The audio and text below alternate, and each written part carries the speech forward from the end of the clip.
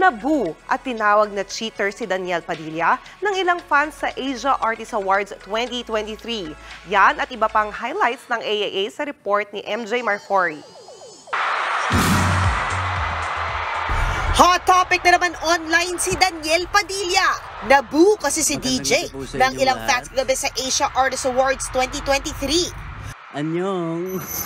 Wagi ang Kathniel ng Fabulous Award. Daniel Padilla, please give her acceptance. Pero bago ang acceptance speech ni Daniel,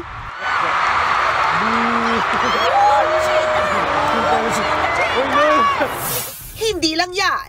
Viral din ngayon ang picture na ito ni DJ sa mismong event, kung saan sinulatan ito ng Catherine deserves better. Marami namang Kathniel fans ang di natuwa sa ipinakita ng ilang audience. Say ng isang netizen, nakakahiya ang ginawang pambubong nila kay DJ. Dismayado naman ang isa pang netizen sa aney paninira ng mga Pinoy kay Daniel. Wala pang pahayag si Daniel kaugnay sa pambubu at sa mga tumatawag sa kanya na cheater umano.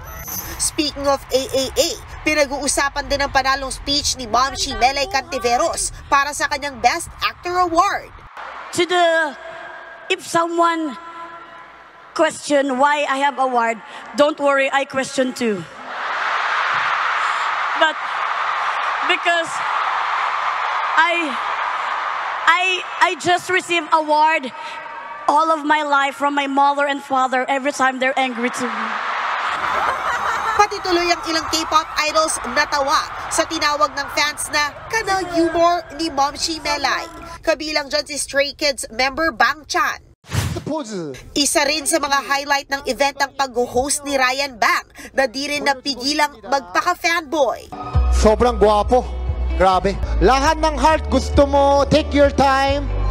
Basta ikaw, Kim Son Ho. Thank you so much. Parang may pasok pa sila. Sa kabila naman ng funny moment sa AAA, napo na rin ang fans ang anilay epic fail sa event.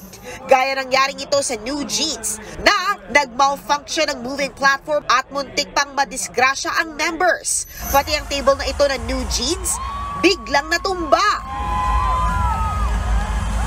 Wala pang komento rito ang organizer ng AAA. Nagbabalita mula sa Frontline, MJ Marfori, News 5. Mga kapatid, Jania Lipon po, laging maging updated sa latest sa entertainment and lifestyle para maging una sa balitaan. Bisitahin at mag-subscribe na sa social media pages ng News 5.